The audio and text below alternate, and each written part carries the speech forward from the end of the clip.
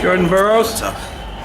Good match. Talk a little bit about how it felt to get back out on the mat after last night. It felt good. You know, I'm getting notorious for giving out the first takedowns though in my first match, so I just want to start quicker the second match. I'm not sure who we'll have this afternoon, but I'm looking forward to going out there and continue to sharpen my skills. I think each match is a building block for where I want to be ultimately as a wrestler, so I don't really see it as wins and losses. I see it as opportunities to learn, to teach me more technique and to get sharper on my skills. After the team lost yesterday, obviously you did your part with your victory, but what was the mood of the team? And obviously they're coming out real strong today. Everyone's extremely disappointed. I think that we came in here with the same mindset as Iran, and that was to win. We thought we were capable. We thought we had the best team in the world, but obviously that's why we wrestle these matches. So they went out there, wrestled tough, beat us in positions in late matches where we needed to win. And they took really the close opportunities and made them their own. So that was the toughest things for us. But, you know, as a team, we're resilient, we're tough, and we're going to persevere through that loss yesterday and hopefully come in third today.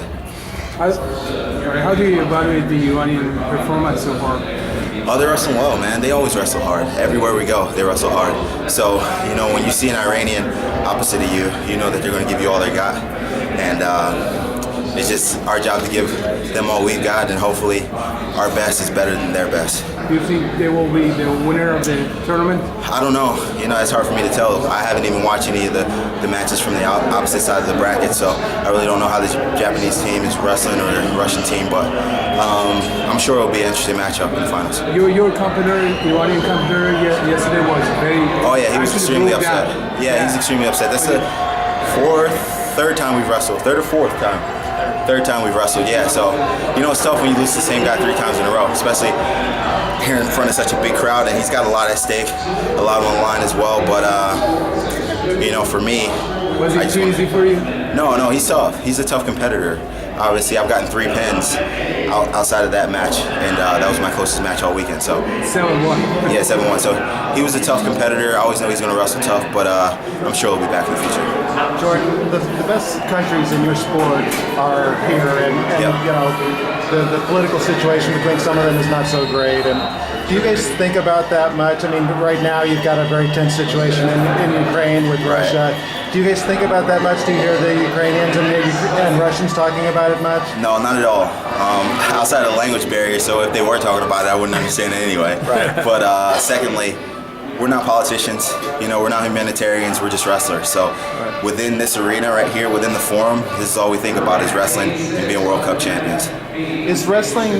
I know you guys sort of banded together to save the sport in the Olympics. Would you say there's greater camaraderie in your sport? Oh yeah, for sure. I think there's always been camaraderie in the sport, but especially in the last year, trying to get wrestling back into the Olympics, it was huge between us. Everyone wanted to come together. We were working together on each other's conflicting schedules just to make things happen, just to show the world how awesome a sport we were. And now that we're back in the Olympics, we're competitors again, you know, and we want to go out there and win each and every match when we're competing against each other. But you do like putting on a show. But I love to put on a show. You know, that's what people pay their money for. So you really don't see the sacrifices I make in the room on a daily basis. So I'm in the weight room every day, in the wrestling room every day, cutting weight, running sprints. But this is all they get a chance to see. So I spend hours and hours each week just so you can see me wrestle for 6 minutes. Talk a little bit about your decision making during a match. I mean, you take a lot of shots. You're not like a wrestler who sort of picks his spots.